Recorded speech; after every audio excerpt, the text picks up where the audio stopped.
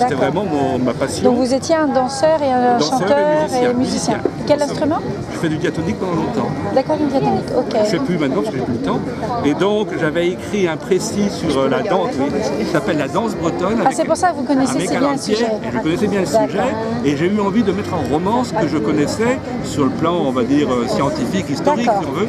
Parce que le roman me permettait d'échafauder des hypothèses, des choses différentes, des choses dont on n'est pas sûr. Dans le roman, on peut les mettre, avec plein de précautions quand même. Oui. Et donc voilà, donc ça a marché à fond. Il y a eu la musique en bandoulier, il y a eu la campagne de la grippe. Voilà, donc il y avait eu, alors le premier sur le Biniou Bombarde, donc le couple Biniou Bombarde avec l'évolution, la folklorisation, l'abandon, l'arrivée de l'accordéon. L'arrivée de l'accordéon en 1900, d'où la musique en bandoulière, qui va bouleverser le paysage musical au point que les musiciens bretons se mettent à l'accordéon ensemble. Voilà, c'est ça, ils changent d'instrument. Bah, ils gardent les deux. Ils gardent les deux.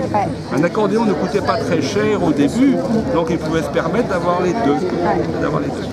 Et donc là, c'est l'histoire d'un petit boiteux. Alors, comment il devient boiteux déjà? C'est un accident de cheval? C'est le cheval. C'est le cheval. De cheval. Voilà, c'est ça. Ce qui arrivait souvent.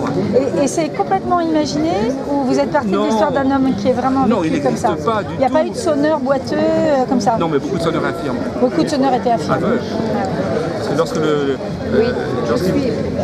lorsqu'ils ne pouvaient pas travailler dans des conditions, souvent ils devenaient musiciens. C'est ça.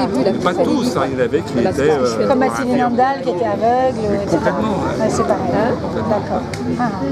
Et donc j'écris après sur les... Mais celui-là, par exemple, il y a eu un gros travail de documentation quand même. Il fallait être dedans, quoi, connaître... Et vous êtes allé rencontrer des gens autour de Fawet, non? Oui, forcément, bien sûr.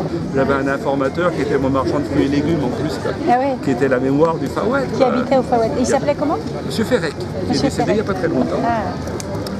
Donc en fait c'était l'occasion aussi de faire du collectage et de... Lui il avait fait du collectage et puis ils avaient tous les documents. Donc, il faut savoir à quelle porte frapper quand on fait ce travail. Et il a été lu et préfacé par Laurent Bigot, qui est un grand musicien s'il en est, musicologue. C'est marrant parce qu'il y a un passage de Manuel Rivas, donc, qui est galicien, qui est assez proche, le moment où il joue de la musique et qu'il y a une fille qui le regarde. Et là il y a la même chose avec le saxo en Galice. Mais c'est vrai qu'on pourrait mettre les deux passages l'un à côté de l'autre. Mais la mouvance musicale, la perception musicale est la même dans tous les milieux populaires. Et puis l'évolution d'une musique, on joue la musique à la mode, la musique qui plaît, avec la danse qui marche. Complètement, on colle à la réalité. Donc en fait, il y a eu celui-là qui était sur Biniou Bombarde, ensuite il y a eu la musique en bandoulière qui était sur l'accordéon, et le troisième...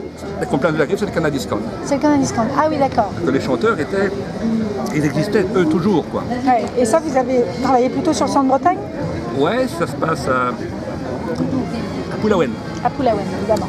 Pays de l'Aisropart, ça qui voulait rendre. Et dans quelles années, pareil, sur un grand laps de temps? Un peu plus tard, quoi. Un peu plus tard. Je vais jusqu'en les deux guerres, notamment avec les feuilles volantes, tout ça. Là.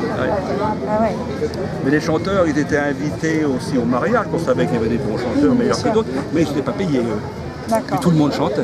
Et là, ça a été relu, pareil, par des chanteurs des Canadiscan contemporains? Non, pas celui-là. Pas celui-là. J'aurais voulu qu'il soit préfacé par Dénès Prigent. Ah ouais. Et ça, si c'est pas fait, c'est pas sa faute à lui. Ah ouais.